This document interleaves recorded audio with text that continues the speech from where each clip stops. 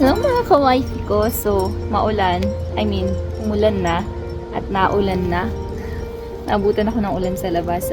So, ang aking mga kalabasa. Kasi walang butas to sa ilalim. So, yung tubig niya.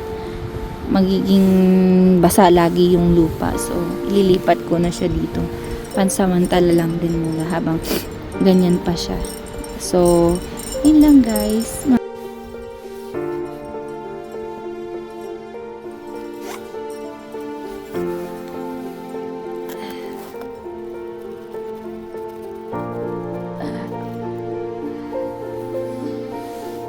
Itatayo ko muna yan mga ka-wifey. Okay, itatayo ko yan.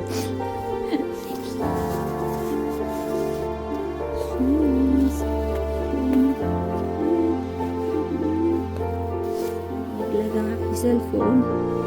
Mga ka-wifey. Dahil sa pagtatag.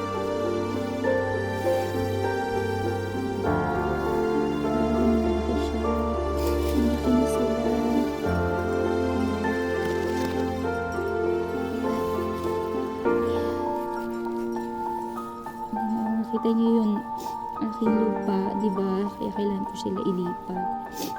Kasi walang butas yung pinalalagyan ko ngayon. Kaya, ayan.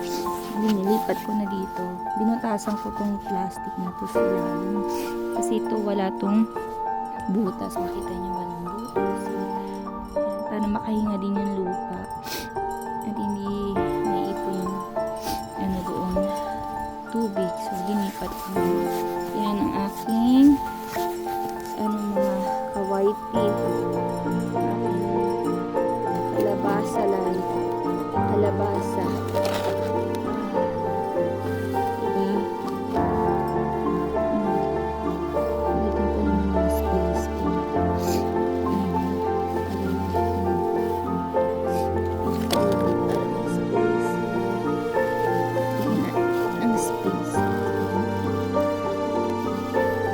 Akala ko mga hindi yan tutubo. Basta dinagay ko lang na dinagay ko lang yung buto.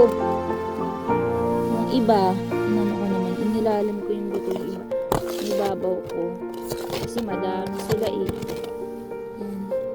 Kaya sabi ko, ibabaw ko muna. Ibabaw ko na lang yung iba. Pero ayun. Ayan, kagaya niyan mga wifey, may buto dito. Nibabaw ko lang. Ito naman nakalain nito. Makinang aking kalabasa, i-inform ko kayo mga ka-wifey, mga ka-people. Thank you for watching.